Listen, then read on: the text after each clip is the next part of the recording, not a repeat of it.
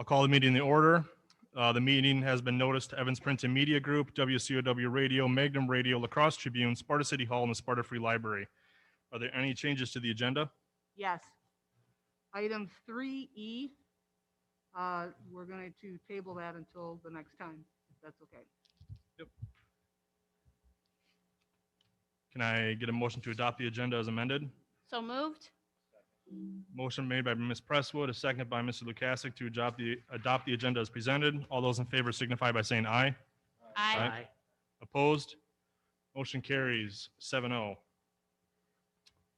Public input. I have received none. No, neither have we.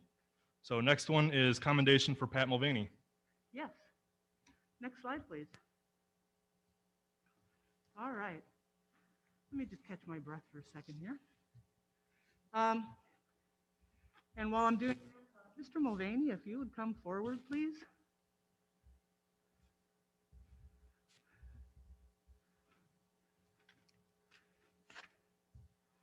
I would like to recognize Pat Mulvany for 22 years of service to the district and the community, and his role as editor of the Commendation.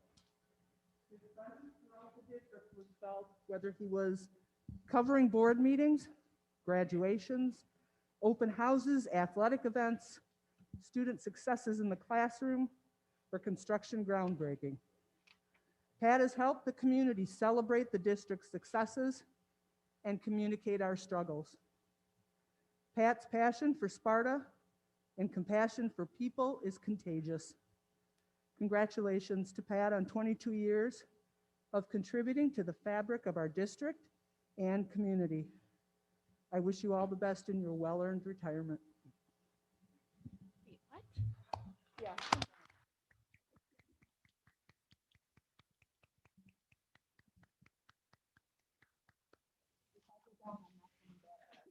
I'm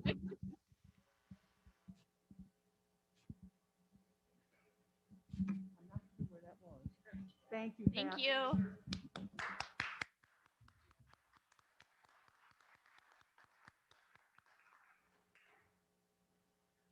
Thank you again, Pat.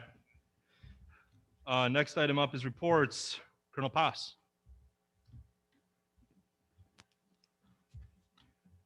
It's kind of like Price is Right. Come on down. Thank you so much, Sparta School Board.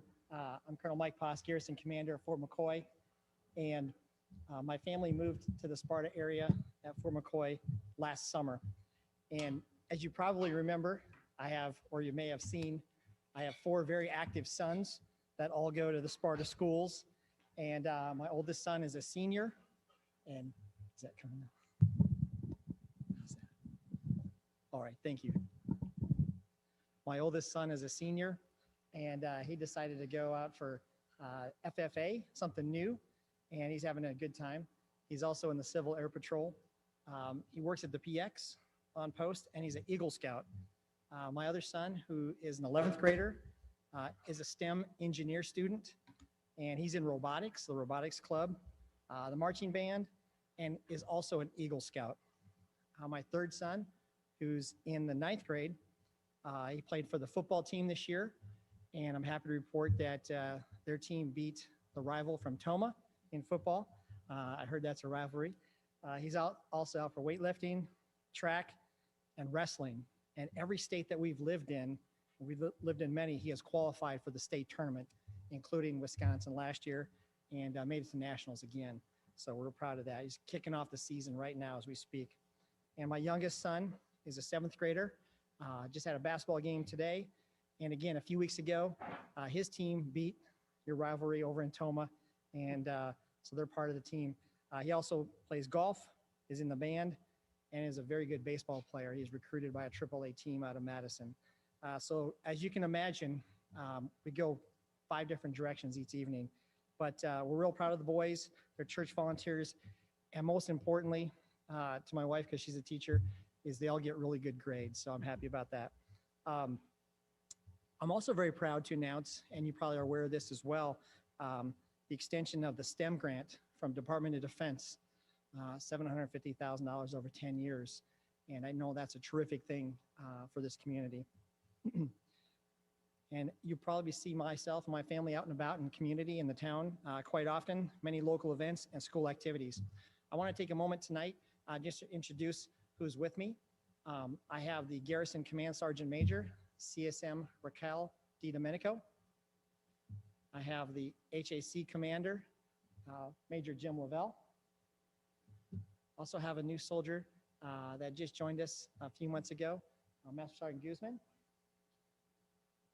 Next to her is the school liaison officer. I'm sure you know her, Miss Becky Wally. And over here, part of public affairs, Miss Colleen Holliday. And then the protocol officer, I also call him the Navy translator because he's in the Navy, Mr. Hansen. We'll talk about that in a minute too. Not going to let that Navy joke go. But I certainly enjoy many community engagements, and you'll continue to see me get out and about. We very much appreciate the long-term partnership that Fort McCoy has with the community and here in Sparta. Many of our soldiers, families, and civilian employees live in this area, and our kids go to school like mine do. Next, I'd like to talk about Fort McCoy's economic impact. And I know this makes Ms. Heidi from the Chamber very happy. Fort McCoy is responsible for a $1.5 billion economic impact to the region. We're very proud of that. If you've been on Fort McCoy recently, you'll notice a lot of the modernization. Just in the last year since I've been there, we broke ground, and one 4-story barracks is nearly complete. We hope to have the ribbon cutting here probably that January timeframe. The next one is underway, and hopefully it'll be done by the end of summer. I like to call those 4-story barracks the skyscrapers or Twin Towers in Monroe County. In fact, we have plans for more, 4 more smaller buildings and 2 more larger buildings, subject, of course, to getting a little money from Congress. We're also very proud of our world-class training ranges. And last year when I arrived, I challenged our team to get back to training. And we trained over 60,000 soldiers last year, a remarkable feat indeed. This year, I asked my team to double that effort. And we nearly hit that goal with 116,000 soldiers trained at Fort McCoy. Certainly, we host many exercises, mobilization. We did that again. We sent several units overseas. We have year-round Army schools. In the winter, we have a cold weather operations course. We have a simulation complex, state-of-the-art, and mock villages that resemble places like Iraq and Afghanistan, where I've deployed several times. Quite often, you'll hear our big guns of the artillery firing. You'll see our helicopters flying around, which they've been pretty active the last few weeks. You'll see our big trucks on the road and our soldiers. And work hard, play hard. When they get a little time, they like to come to town and spend some money in the local economy. We also last year hosted the Navy. You might remember me talking about that. The Navy completes their basic training up in Great Lakes, Illinois, about 3 hours from here near Chicago. They only do boot camp in one place. Unlike the Army, where we pick every hot, miserable place down south, we have lots of choices to go to for boot camp. Like I went to Alabama in the middle of the summer. But they only have one place, and so they needed a little help last year with COVID. They were trying to spread out, and in fact, they were backed up with the recruits in hotels. As you can imagine, not only was that expensive, but not as productive as they wanted. So we helped them out. We gave them half of our mobilization alley, 100 buildings, and every week, busloads of Navy recruits last year were coming to Fort McCoy from last fall until this spring. A total of 38,000 recruits came through Fort McCoy.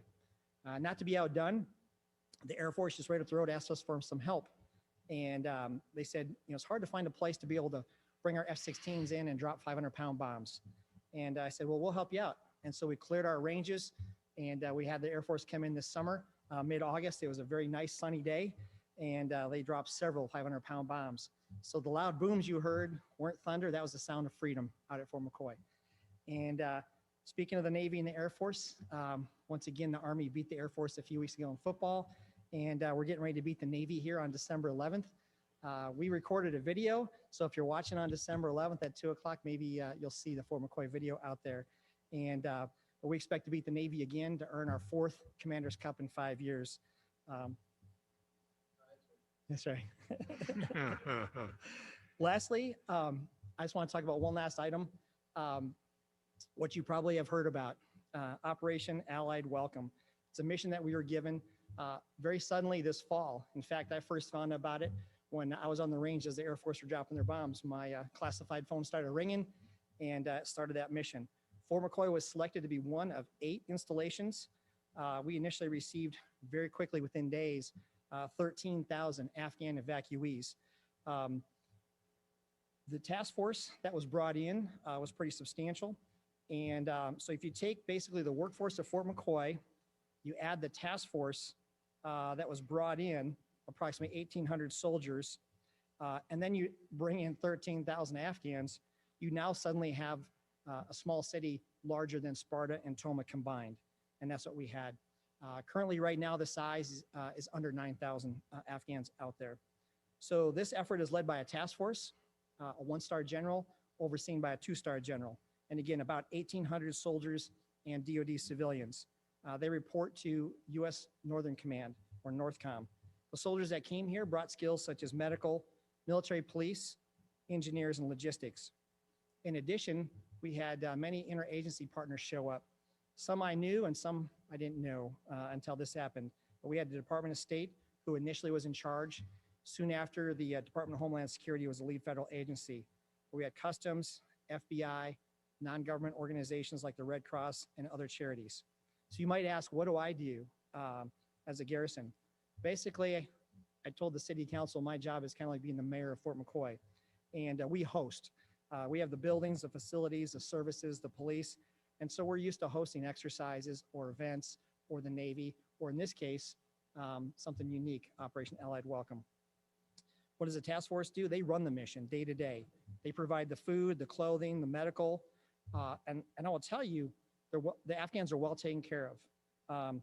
There was some inaccurate articles that were out there, even as recent as a few weeks ago. We were producing out there 30 to 40,000 hot meals a day. Several 100,000 items of clothing, including new coats, have been distributed, and world-class medical care. We brought in a field hospital augmented by doctors. And so I assure you that they're well taken care of. So what's the role to process them? Well, certainly not the military, but the agencies are there to process the immigration as a temporary stop before final resettlement. And when I ask them where they want to go, many say Southern California, Northern Virginia. I've yet to hear one say Sparta, but I'll let you know. And we'll see. This cold winter might chase them away. Who knows? But the agencies are in charge of processing the immigration. So early on, some of you probably in the military understand what operational security is. Well, we had troops on the ground in Kabul. Unfortunately, I was not able to speak about it. And unfortunately, some crazy rumors started early on. I won't go over them, but again, I'm here to let you know the accurate reports from my mouth.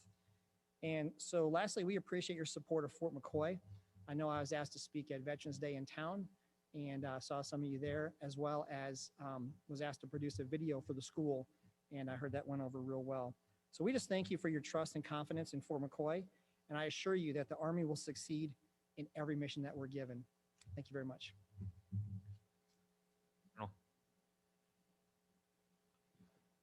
Next item up, review of safety drills completed. Mr. Fromm and Officer Nelson.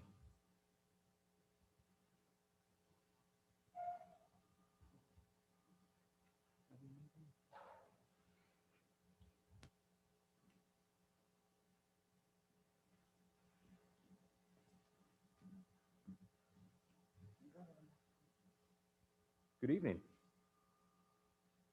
If we can go to the next slide. So I thought I wanted to talk a little bit about Act 143. Might be a review for some of you, might be new for some of you. This is just kind of a brief overview of what the state put into place. They created the Office of School Safety. I believe it was back in 2018, 2017, somewhere around there. And they put forward some rules for the schools and putting that emphasis back on school safety. So this is just kind of a brief overview of what Act 143 is. Revision of that school safety plan every 3 years, so that really complex safety plan that we've gone over the last several years. You know, I think it was maybe 4 or 5 years ago, shortly after Dr. Van Deuren got here, we kind of revamped that. So we have to go over that every 3 years. Safety inspections of all buildings. That is what Lowell and I did. That has to be conducted with a law enforcement officer. I guess I drew the short straw on that one to go do that. But we essentially go through each building.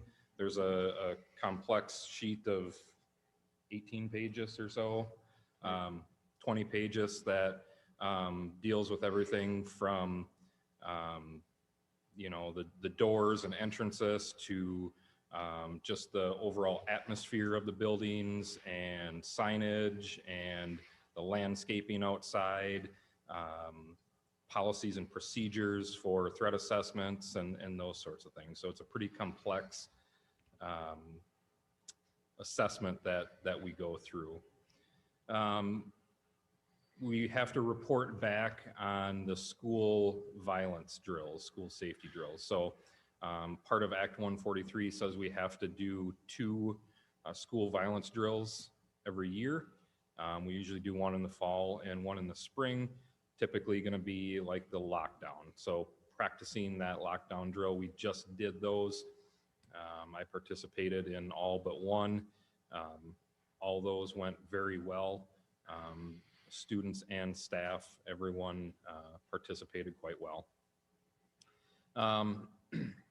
And then the Navigate 360 is kind of the software that the school district uses to document this stuff. And well, Dr. Van Deuren can probably give you more on that a little bit, but that's where we document that stuff to report back to the state. So just very briefly, what that Navigate 360 does is any change we make in our safety plan, it makes sure that all of those building plans, everything flows through and is updated, so we don't have to try to touch every document. It allows our principals to document all of their drills in one place with a consistent format, so we know how many students, how many adults, what was the time it stopped, what the notes were. So it has resulted in a nice central warehouse that goes back to 2018. The last time the security assessments were done was in 2018, and one of the reasons they require updates every 3 years is because changes happen. Since 2018, we've closed 711 Pine, we've closed 201 East Franklin, we have a brand new elementary school at 925 North Water Street. We've remodeled Maplewood and repurposed that along with Lawrence Slauson has now become Montessori. So they just want to make sure that we are up to date with our safety and security. So this is just some of the things we noted off of those inspections. As you know from the last committee meeting, the security cameras at the high school and middle school were lacking. We've already addressed that. The classroom doors, there's some verbiage in board policy on which I think we want to update potentially a little bit because we have since that policy was written, we have updated all the door locks. So we would want to update that a little bit. And then the other thing we noted was restricted access. So during the normal school year, all the buildings are locked throughout the day with the exception of morning drop-off time. That isn't always the case during summer school. It's quite often doors have been left open. So, but there's still children in the school. We should still maintain that restricted access throughout summer school as well. And then there was just some other very minor things that we noticed, like some unlocked doors for recess time going out to the playground and just some, the classroom guides that spell out the different actions that you can do for different occurrences in each classroom. Not all the classrooms had those. Those have been addressed, but those were the main things we noted on the safety inspections. Is there another slide? So this is just the logs for 2021 and 2022, noting when we do the evacuation drills, school safety drills, or school violence drills. So each building, besides that, the documentation and Navigate 360, each building administrator fills out a separate Word document as well that documents how many students participated, any public safety agencies, myself, or whoever that might have been involved in the safety drill.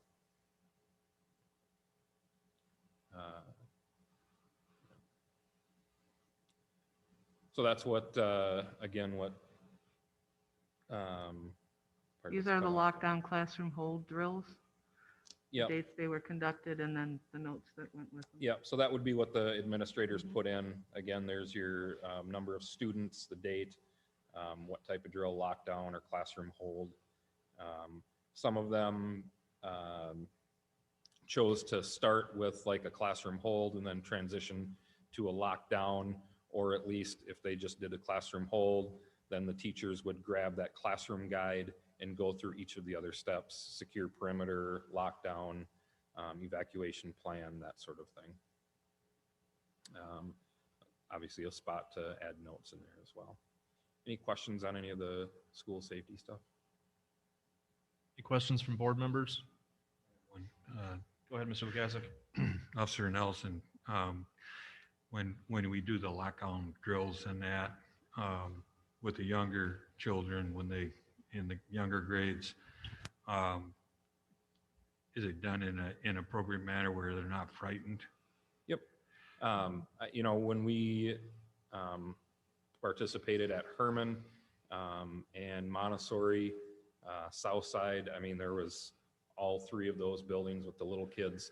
I didn't see one issue in any of the classrooms. The teachers are always really good about that, and you know, just explaining that this is a drill, and you know, we got to practice this stuff, and then as myself and the administrators go around to each of the classrooms, we usually unlock the doors and go in, and you know, hey, good job, you know, you guys did great, and all the kids were happy to see that, and they all did an excellent job. So, in fact, I would probably say that Herrman was one of the best schools that we did, and as far as their participation went. So, And the last question I have is, other than yourself, Mr. Fromm, when you do these drills and the principals and that, what other public officers are involved in this, in these drills, you know? So the actual drills that each of the schools do, I think this time I was probably the only one involved, but occasionally I'll bring in other patrol officers if they're available to participate. That's something I do separately with the rest of the police department, going over the school safety plan and what to expect if the patrol officers should have to respond in an emergency. So they get separate training on that, but as calls allow, we'll involve them as much as we can. Thank you. Any other questions? Mr. Schulze? Yeah, first and foremost, thank you both for doing the drills. If there is a location, I don't want you to identify it, but did you see or notice learning or where there were deficiencies that need to be dealt with immediately? I don't think so. No, like I said, the few things that were noted there, you know, I think are all being addressed, and there was no real major safety concern at any building. So. Thank you. And I can say that that doesn't happen by accident. One of the things that was extremely strong when I got here was attention to safety. From workmen, you know, at workplace safety, we have step ladders, we have signage, we have tools, the salt shakers, and there's also safety is drilled in, and that is extended to our emergency preparedness. So it's not an accident. Everything we do and everything we've constructed, sight lines and safety was foremost in the discussion. If I can add, in 2020, WASPO called out Sparta Area School District as and recognized us for our safety program and security of all the other schools in the district. And for those who aren't familiar with WASPO, it's the Wisconsin Association of School Business Officials. So out of all the schools in Wisconsin, we were chosen as a recipient for that honor. Don't want to get too deep into it, but we decreased our mod rate significantly, which means we've decreased our injuries significantly. Any other questions from board members? Thank you, gentlemen. Next up, CLC wind data update. Ms. Church.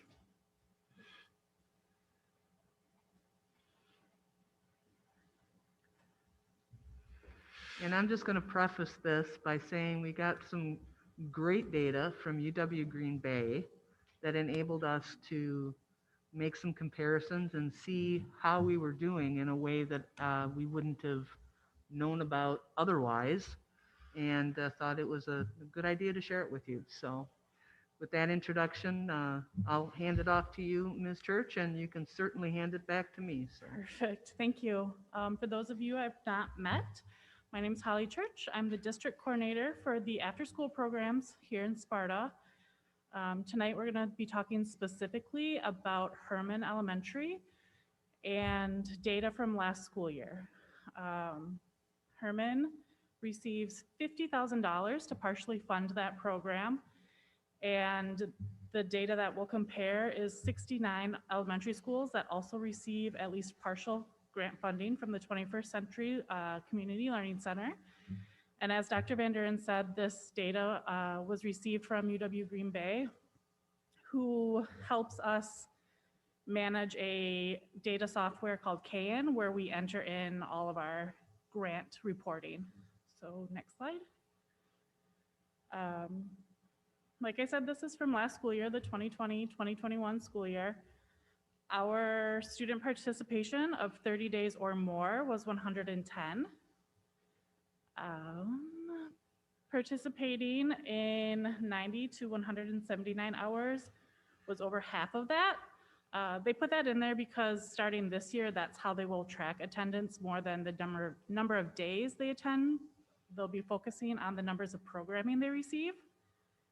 And our average daily attendance was 89. While virtual, we still offered programming to our families, and our average daily involvement in that was 15 students, which I consider impressive. After having classes on their iPads, they were willing to do more virtually. We serve at Herrman, 46% of the students are economically disadvantaged.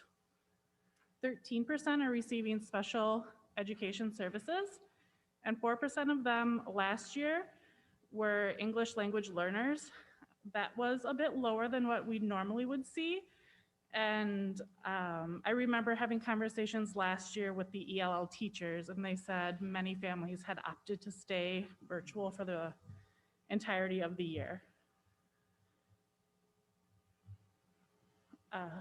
We were open for 115 days, which is the minimum, and operated for a total of 251 hours of additional programming for students, which came to be just over 12 hours a week of programming.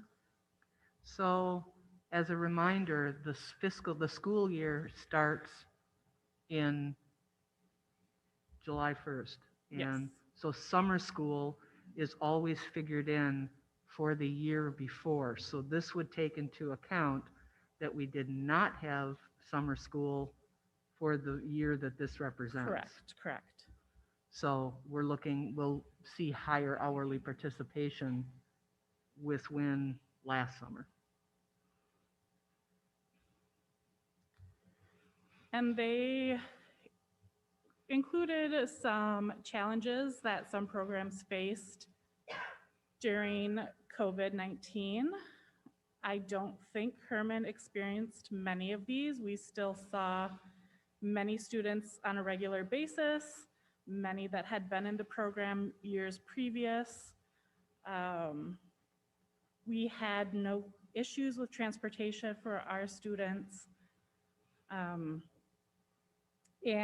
Herrman is a large building, so we were able to spread out and still serve students at a safe distance.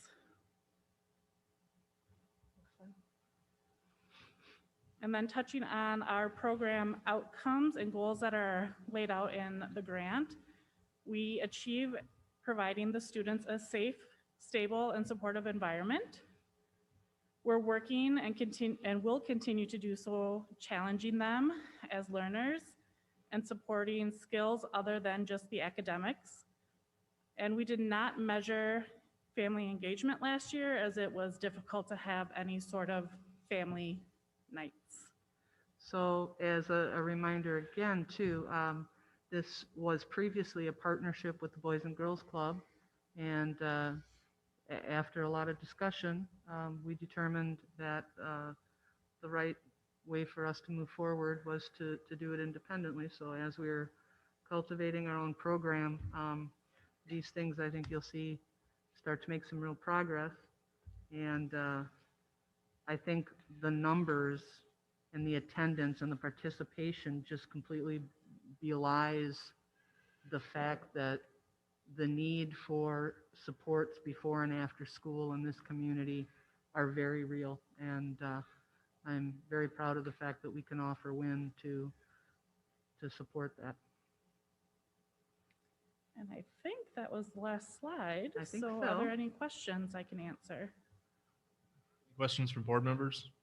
Yes, I have a question. So first of all, the data you're providing is, very impressive. But I have a question about the economically disadvantaged slide. 46% for Sparta versus average for all programs of 63%. What are we doing to try to attract more economically disadvantaged students? Correct me if I'm wrong, Dr. Van Deuren, but did they see a decrease in the number of requests for free and reduced lunch, which is one of the ways that the CLC program identifies? This is it's always identified as free and reduced lunch. So when we're talking about economically disadvantaged, so the long and the short answer is that as we're looking at potential supporting grant funding for the next round of CLC grants, transportation and those things will be something that we'll be looking at as a possibility with that funding. So I think probably the biggest barriers we have are transportation. Okay, And so I was going to ask COVID, about it's that. hard to know, yeah. Because one of the things that you mentioned was that there were no transportation issues. Yep, not that were brought to us. In the past, we've had families request ways to get their students home, and we had none of that. So what we did is we sent out a survey and we had different times of the day. We started at 4:30, we went to 5, we went to 5:30, and we went to 6. And as we got later and later, we had more and more families that could take advantage of the program until we went from 5:30 to 6, and then it dropped way off again. So the reason we're open till 5:30 is because that's the sweet spot that the community told us they needed. So we'll continue to evaluate and grow this program. And I think that 63%, CLC in a lot of communities, as you're probably aware, is run by, Boys and Girls Club, Big Brothers and Sisters, and it's tied to some other community pieces that are often in many communities targeted to lower income families. So this is an obviously open to everybody, and I would say that there's a wide variety of folks taking advantage of it. Sure. One of the first goal that you said has been met is to references the target population. So in this case, what is the target population? In our grant, it's any student that needs after school programming. Could be recommended by a parent, a teacher referral, and we do target the English language learners, which last year was a smaller population than what we normally see. So it doesn't specifically call out economically disadvantaged. Not in the proposal we sent, no. Thank you. Just a follow-up question on the economically disadvantaged. So last year, all students received a free lunch, correct? Yes. So because of that, were fewer forms turned in It for free and was reduced? it was more of a struggle to get the forms turned in. And as students get older, you'll see that that rate tends to drop somewhat. In high school, it's harder to get those forms back. Would that be part of the reason that 46 number probably isn't as high as it? Nope, I don't think so. Okay. I think that we sit right around 50%. This year, we're at 53.4. In recent years, we've been 49, 48. So that 46 number is a little low, but it's not drastically low. Yep. Comment there. Go ahead, Mr. Lukasik. Ms. Church, it's quite outstanding data that you collected in terms of us taking a reprieve from the Boys and Girls Club. I was part of the meetings initially on that decision on, making it feasible for our students and its success.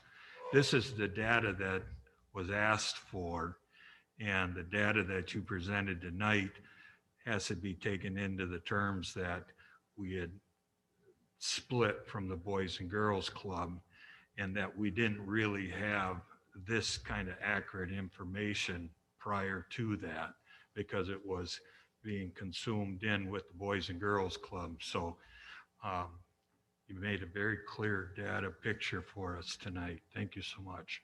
Thank you. Any other questions for board members? Thank you, Ms. Church. Thanks. Next item up, parent-teacher conference update for Herrman. Thanks. As we know, connections with our families is one of the most valuable and critical partnerships in our district. And one way our teachers build those relationships with our families is through our parent-teacher conferences. And each of our buildings work real hard to put in place processes to encourage those families to come in during our parent-teacher conferences to gain a better understanding of what's happening in our classrooms on a daily basis. So I just wanted to give you a little lens of what each grade level does for their parent-teacher conferences. So at the elementary and middle school level, parents sign up for time slots. They're usually around 15 minutes. At the middle school, they also meet with the content area pods for 6th, 7th, and 8th grade. So the families can come and meet with all 3 or 4 core teachers at the same time. So they're really able to drill down on what the student really needs. At the high school, the parents come in and meet with teachers as they wish. It's kind of a first come, first serve as they want to come in to see their teachers. If a teacher really wants a family, really wants a family to come in, they'll send an email request saying, we would really appreciate you coming in so we can have a conversation around your child. And at High Point, they do something very unique. The student actually shares out their project process by walking the families through the HeadRush software that we have purchased for them. And the HeadRush software indicates which standards they are using for their project, where they feel they are in securing that standard, each of those standards, and it's through a Google Doc that they send out and they fill out, so they have that information for the families. So topics that teachers might discuss, and they usually work with their PLC teams to determine, what are we going to really pull into the conversation in this fall, what's important at the grade level, but they really want to focus on the whole child, not only the academics, but how are they doing socially, how are they doing emotionally within the day. At the preschool and K level, they really talk about how are they adjusting to school, what's their independence level, are they able to get their supplies, and what they're doing in their classrooms. They will look at assessment data. Many of the teachers print out the family report for our MAPS data. At kindergarten and pre-K, they talk about PALS data, classroom assessments, anything that's relevant to the academic piece. They might have samples of the student's work, especially writing and explaining that process of how they're assessing that writing. At the K4 level, this fall, they really focused on the parents having a understanding of the standards-based report card.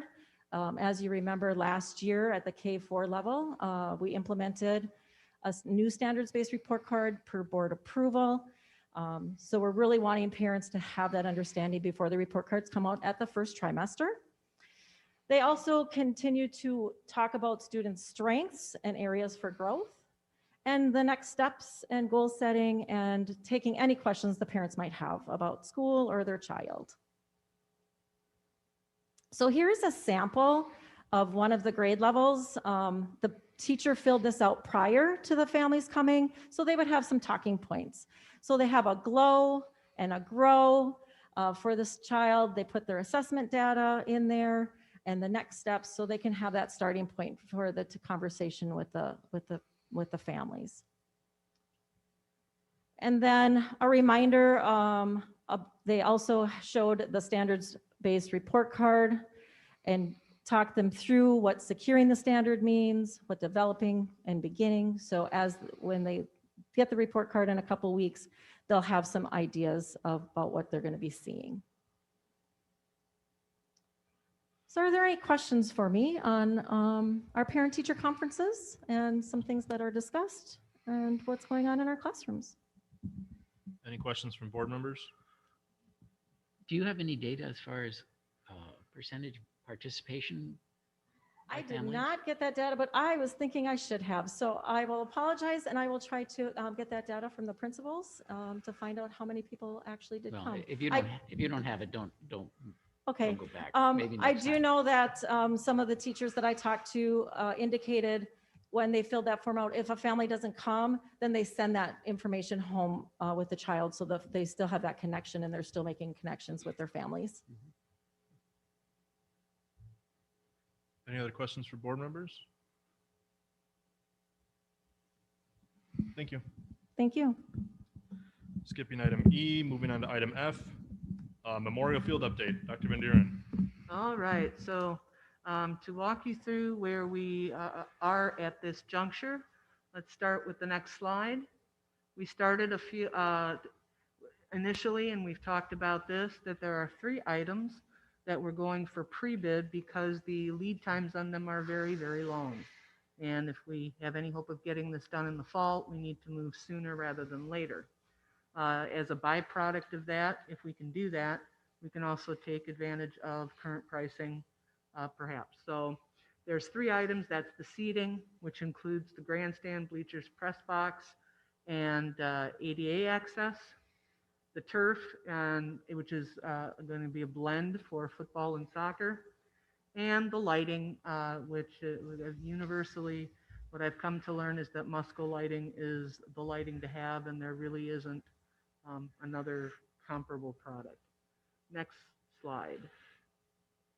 So we started with a few different layouts, but this essentially, what you're looking at is the color being in the end zones and around the football field, and then the soccer field being lined out on the north and south side. Pardon me, but I did do south at the top versus north at the top, so that we would be looking at this from the grandstand view.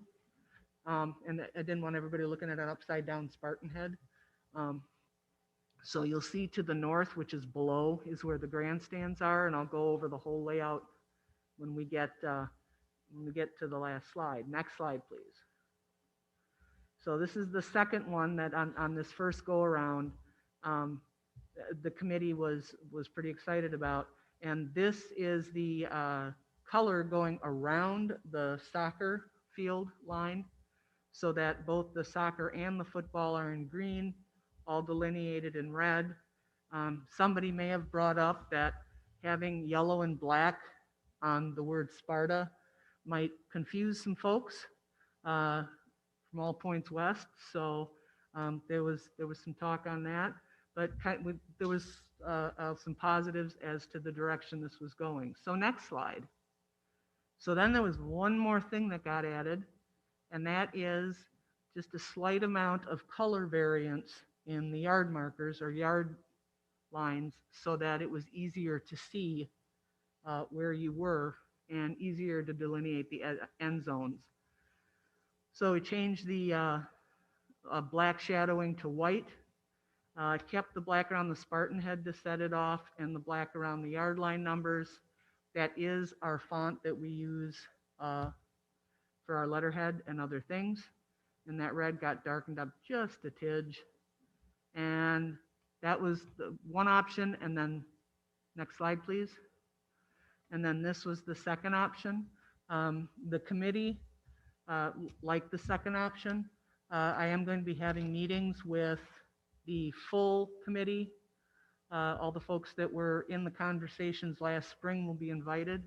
That's on November 30th. On December 2nd, there's a voluntary meeting for all staff to go over this. And on November 9th, there'll be a meeting for December 2nd and December 9th. There will be a meeting for the community in order to go through this and get some feedback.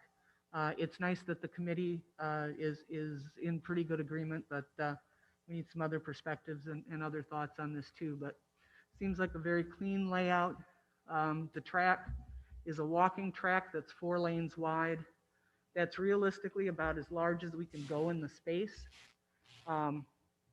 We talked about moving it to the northeast a little bit, but as we do that, we close off the plaza space in front of the Gridiron Club. So the idea is to keep as much openness there. And right now, the discussion is how to make that transition with the preferred idea right now being a level plaza that would be level with the bleachers, which would be about 48 inches off the ground. And then the handicap or the ADA access would be just straight onto the bleachers because it would be level. And then you'd have the ramp on the east side. There's the 2 vomitories for that easy ingress or egress. And each one of the sections has a few wheelchair spots. So whatever section, if somebody has a chair, they can sit in the section that's appropriate for them to be in. And we are planning on the northeast and northwest side to build in some standing room because we know we have people that like to stand. So we're looking at 4 banks of the Musco lights. And that's pretty much as far as we've gotten. With the bleachers, we're looking at a 2,000 seat setup, and there's essentially 2 bleacher configurations. One is the simple rectangle configuration that you see here. The other is what they call a wedding cake, which means we can go a little bit narrower, but it would be higher. It's also, not only is it get higher, but it's an awkward shape, so you lose some of that storage on the inside because of the way you tier up. So it seemed to make sense to go with the kind of streamlined, and obviously anytime you put more angles in things, you tend to get more costs. So committee's done some really good work. Those meetings are Monday morning at 9 o'clock. So board member would like to attend. I don't want to, obviously you're working with Josh and appreciate that. So the process is moving. Any questions from board members? I have a question. So in this particular illustration, the outline of the Spartans is in red. Is that the same red that goes around the track, or the same red that matches the Spartan head in the middle? Because to me, I don't know if it's this illustration or, because like it said, you did say that the red got darker as we moved through the slides. And it goes back to that whole color discussion we've been having and everybody's been having. Is the red the same across the board, or is it going to be different shades? Okay, so the long and the short of it is we have about 10 different colors total to choose from without getting into a very expensive custom color. Mm-hmm. With that, there are 2 reds and a brown, I'll argue. One is a bright red, and one is a slightly darker, more the maroon red. And if you blend the 2, then you can go whatever uniforms and whatever color is popular at the time. It's like looking at the back of this iPad Mm-hmm. and the face mask color that's the darker. If you blend them, then it doesn't matter which one you go to, because honestly, this is a field that's going to transcend the red arguments. And I to hope try so. to try to solve that, the red argument for this, I just, I don't see that being a line in the sand. Okay, I just was double checking, Okay. so just to make sure that. And to give us the most flexibility and the ability to use whatever red we choose. You know, it was interesting because I was watching Kansas City and Dallas last Sunday afternoon. The helmets are a different color than the shirts, are a different color than the bumpers around the field. I mean, reds are just hard to match. Mhm. And even if you decide on a red, there's not going to be two lots the same. So if we take the fire engine red, we take the slightly darker, we come up with a little bit of a mix, then whatever red we got, it's going to go. Okay, so, but Josh is sitting in on those meetings, so you're, I wish. oh. So we Never have, mind then. no, we've had Just at to least make sure two that- board members at every Okay. meeting. Board, So, board has been represented, yes, Okay. At those absolutely. All right, just double checking. and I will That's make, fine. and I will make it to one eventually, as long as my work I know, wise. same, me too, me too. But to get back to your original question, my assumption is that the Spartan head that appears here is just one of our JPEGs or whatever you call those things, Absolutely, it's right? an SVG, yeah. Right, and so,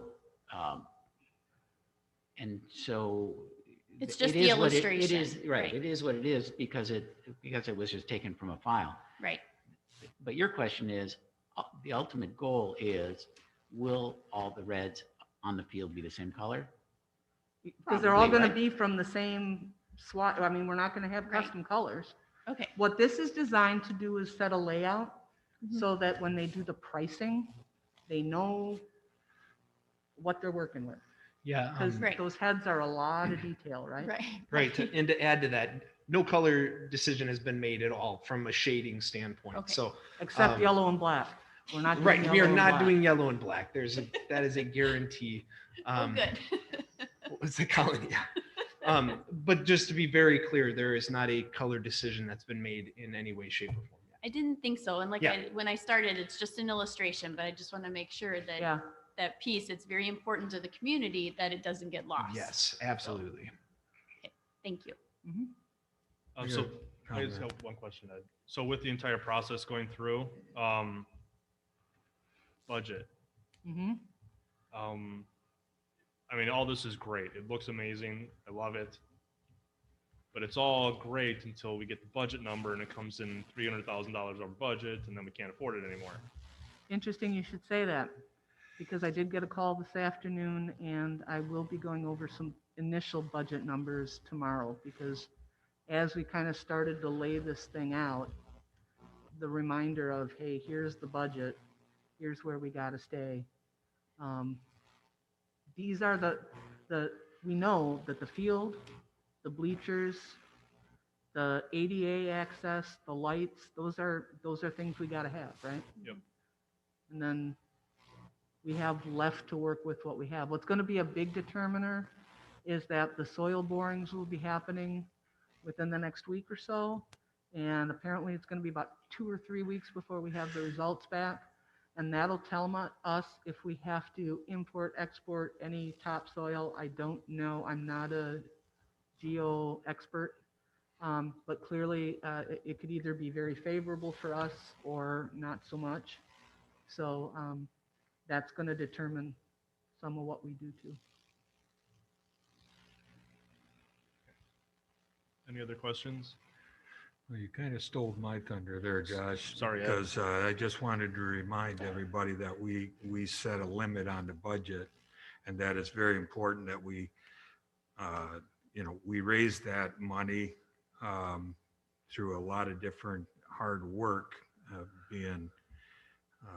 and we approved a certain dollar amount.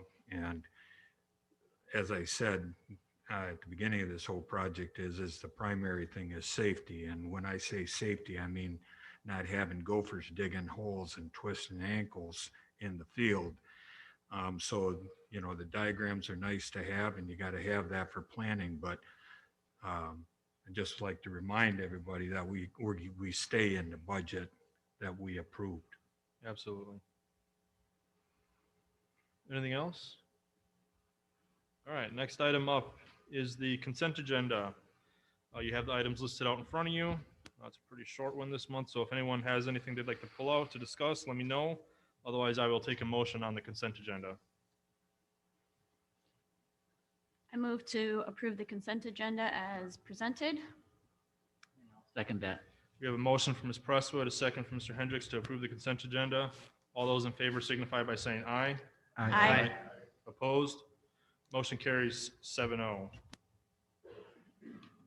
Next item, business. Discussion and possible action to approve the low bid vendors for the chillers at Meadowview and Sparta High School per the long-range facilities plan. Thank you, gentlemen. Thanks, guys. Appreciate you coming in. Thanks. Happy Thanksgiving. Happy Thanksgiving. As was presented during the meeting, this is something that is budgeted. It was on the long-range plan for replacement. Are there any questions for, I'm guessing, Mr. Fromm, if you have them?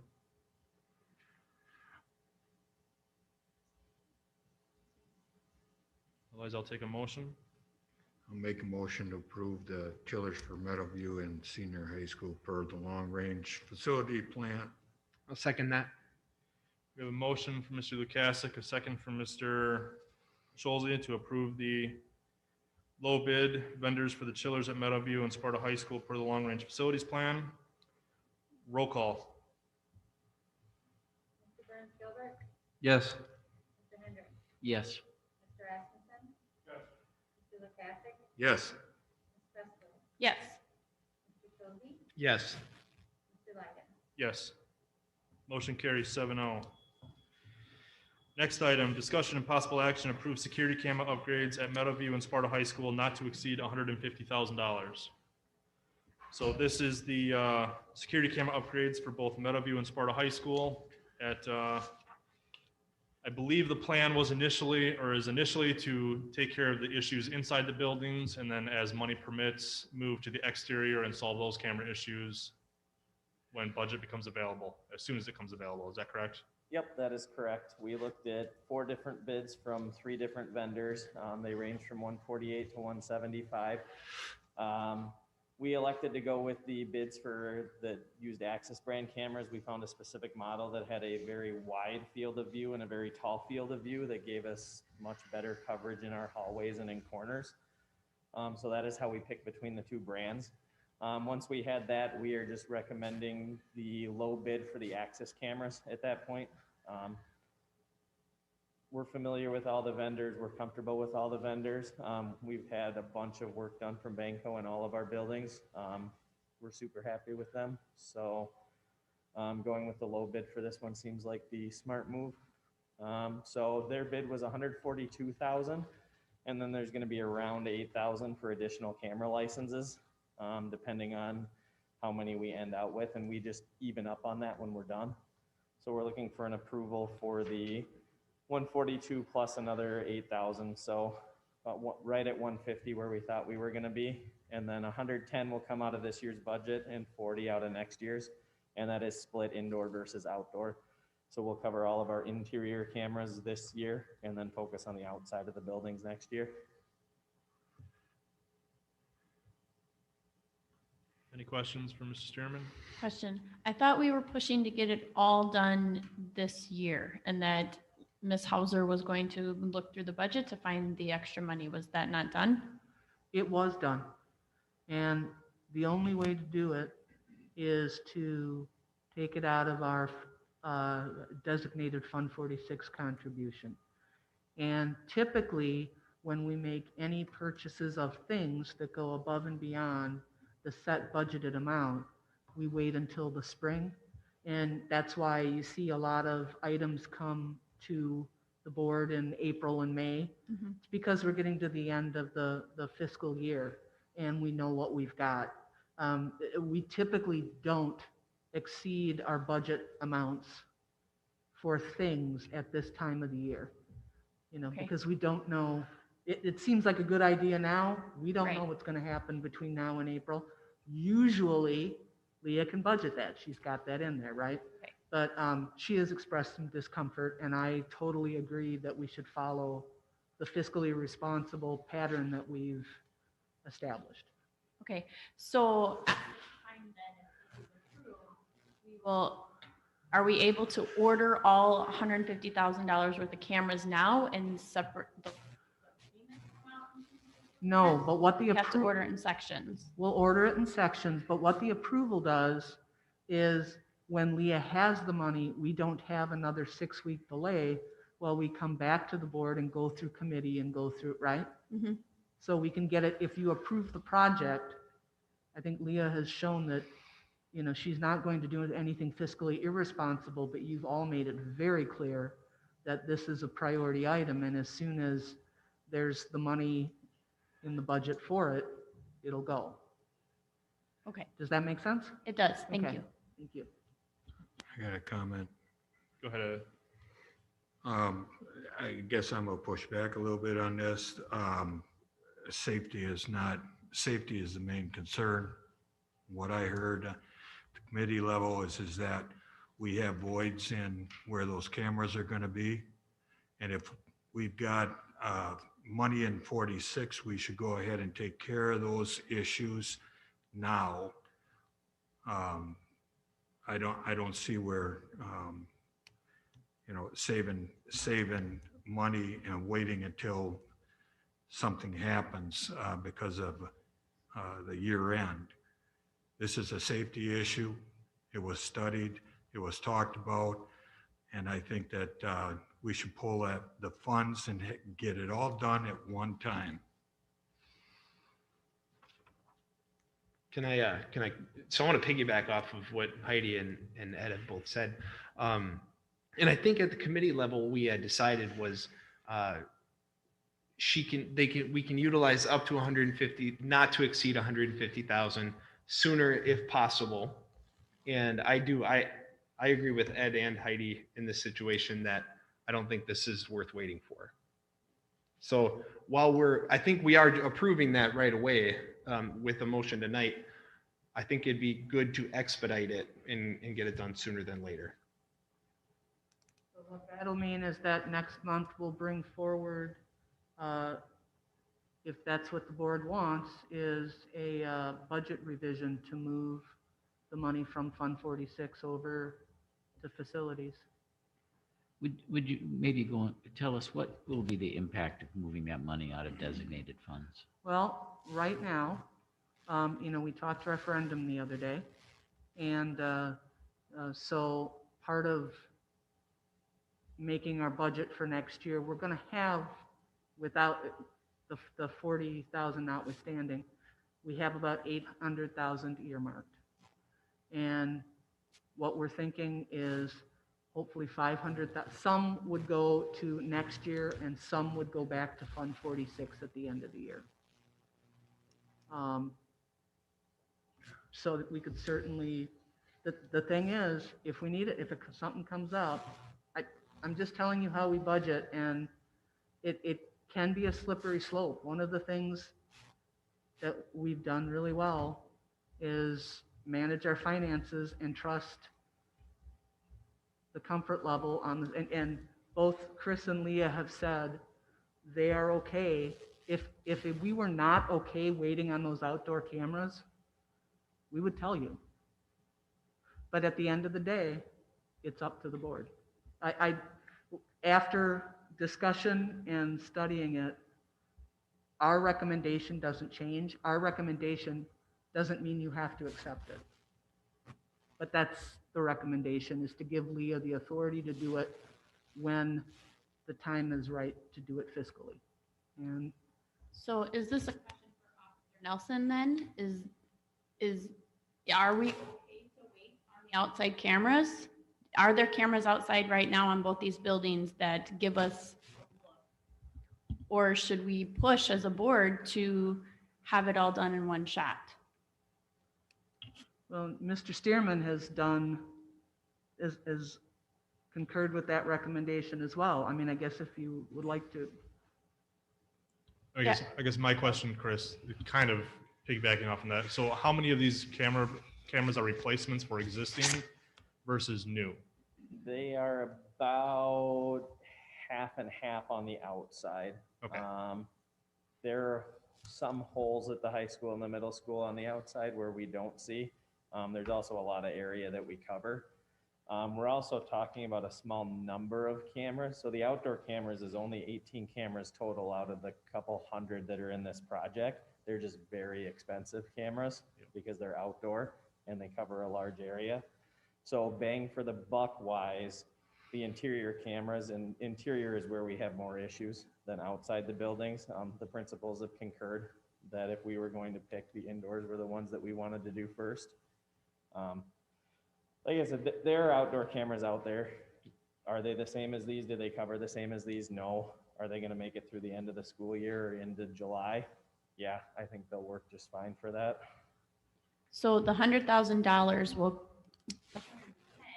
cover all of the inside cameras, correct? Yep. And Okay. if we happen to have extras, we can start picking off outside ones too. Okay. Some are more expensive than others. The outdoor ones that are new are really expensive because you got a core drill through the side of the building, mount onto the brick, run new wires. The ones that are just getting placed over existing ones aren't near as expensive. Mhm. So we can prioritize that way as well. Okay. Ed? My choice, you know, when you have the safety officer come to the committee and say that this is a need, a safety issue, I am not going to be here questioning their expertise and what is needed for safety. I mean, I stick to my guns. We should buy the cameras, get them installed all at once. Maybe the upside of getting the cameras all at once, we would get a better deal on the cameras. I don't know, but my primary concern is that we have safety for our staff, our students, and the facilities. And it shouldn't be if we got to cut budget someplace else to keep our staff safe, then so be it. But I think that, you know, I'd hate to have something happen and said, you know, we should have had those cameras in place. So I've got to go along with the school officer and his recommendation. That's what his expertise is.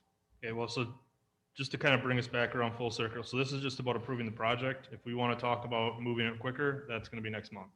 So let's just get back to the project itself and the 150. And then if a board member wants to place that on next month's agenda, just let me know and then we can come back to that. Well, I want it on the next agenda then. Okay.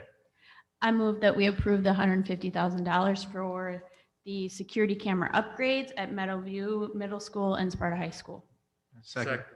We have a motion from Ms. Presswood, a second from Mr. Schulze to approve the camera upgrades at Meadowview and Sparta High School not to exceed $150,000. Roll call. Yes. Yes. Yes. Yes. Yes. Yes. Yes. Motion carries 7-0. Next item, discussion and possible action to approve an increase in hours from 3.75 to 7.5 for an intervention assistant at Montessori. This is just increasing one of the current positions we have from 3.75 to the 7.5. The addition of the grade levels in the building and the number of students in Montessori. And with that, I'm going to make a motion to approve an increase in hours from 3.75 to 7.5 for the intervention assistant at the Montessori school. I'll second. We have a motion from Mr. Schulze, a second from Ms. Presswood to increase the hours from 3.75 to 7.5 to the intervention assistant at Montessori. All those in favor signify by saying aye. Aye. Aye. Opposed?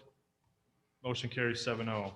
Item D, discussion and possible action to approve the auction for surplus technology equipment.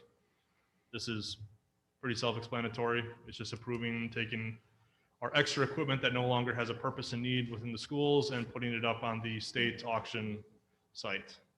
I'll make a motion to approve the surplus equipment, technology equipment to go to auction. I'll second that. We have a motion from Mr. Lukasik, a second from Ms. Presswood to approve the auction for surplus technology equipment. All those in favor signify by saying aye. Aye. Opposed?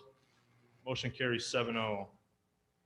Next item, discussion and possible action to move the December regular board meeting from Tuesday, December 28th to Tuesday, December 21st due to the holidays. Thank you. I'll make a motion to move the December regular board meeting from Tuesday, December 28th to Tuesday, December 24th or 21st due to the holidays. Second. We have a motion from Mr. Scholze, a second from Mr. Lukasik to move the December board meeting on December 28th to December 21st. All those in favor signify by saying aye. Aye. Opposed? Motion carries 7-0. Next item, discussion and possible action to approve the grants and donations. We All right. have one for approval. We have one for approval from Sparta, who is donating $2,000 to the robotics team at the high school. Can I get a motion on that? So moved. Second. We have a motion from Ms. Presswood, a second from Mr. Lukasik to approve the Spartech Inc. Donation of $2,000 to the robotics team. All those in favor signify by saying aye. Aye. Opposed? Motion carries 7-0. We also have a number of other donations this month. First Community Credit Union has donated $404 to the girls tennis, girls golf, and volleyball supplies. At the high school, the NECAL Corporation has donated $100 to the robotics team at the high school. Biederman Jewelers has donated $100 to the vocal music program at the high school. Excuse me. No, Biederman Jewelers, $100 for the robotics team at the high school. Randy Jotham has donated $100 for the vocal music program at the high school. Greg Evans Printing has donated $100 to the robotics team at the high school. Matthews Archery has donated $125 to the robotics team at the high school. Matthews Archery has donated $200 to the weekend backpack program at the district. Renee Gavelin has donated $100 to the weekend backpack program at the district. And Kimberly and Jacob Kujak have donated $500 to the weekend backpack program at the district. Monroe County Community Health Organization Incorporated has donated $300 to the weekend backpack program. And La Crosse Festivals Incorporated Torchlight Parade Participation has donated $100 for band supplies at the high school. And non-monetary donation, the American Legion Auxiliary has donated 4 math calculators at $175 each to the high school, and the total amount of donation was $700. So to all of our donors, thank you ever so much for your continued support of the district. Yes, thank you. Next item, meeting schedule and future agenda items. I believe I already got one from Ed. Okay. December 7th workshop was originally going to be a workshop for board goals, and given the depth of questions yesterday from the referendum piece, Ms. Hauser has requested that we move that to a referendum workshop, and Mr. Leiden has agreed. December 14th, Committee of the Whole, and then December 21st, since you have approved it, the full board meeting. Just an FYI that December 14th is also going to have another special board meeting to address the mask issue. Is that December 7th still the same time, 5 to 7? Yes, 5 to 7 at the here, but at the LMC, right? Okay. I don't know if this is, excuse me, a future agenda item or not, but I received a phone call in my office yesterday, in fact, from a woman who is part of the walking club that walks the halls at the high school. And she wanted to know if that club is able to get back into the high school to do their walking, especially with winter coming. Is that a information? Is that an agenda item? I don't know where that goes. I guess the principal, the admin over at the high school would be where I'd start. Okay. Typically work that out at the building level. Okay. So I can call her and let her know that she needs to call Mr. Russ. Why don't you let me handle that?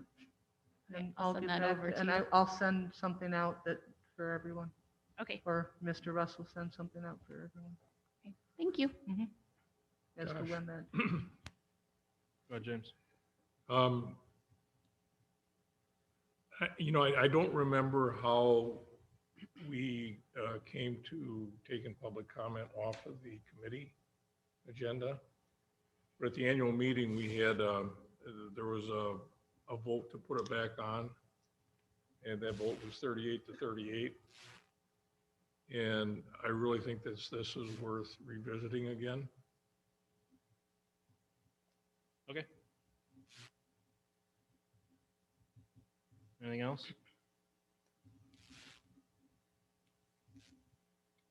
All right, next item is announcements and information.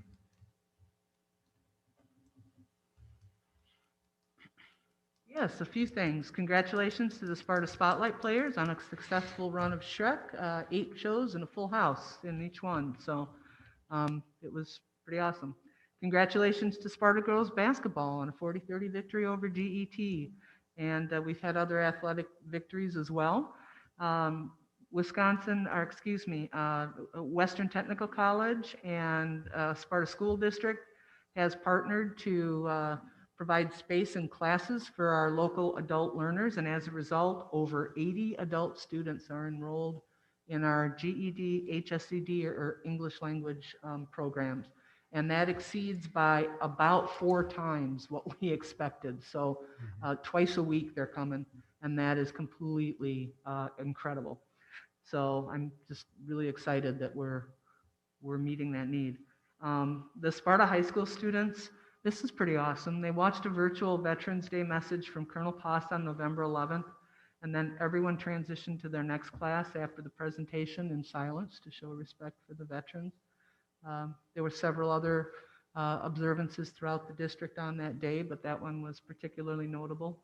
And also want to make note that we just had last week, November 15th through 19th, National Education Week, to celebrate everyone in our district who makes learning happen for our students every day. So I wish all of you a happy and safe Thanksgiving holiday.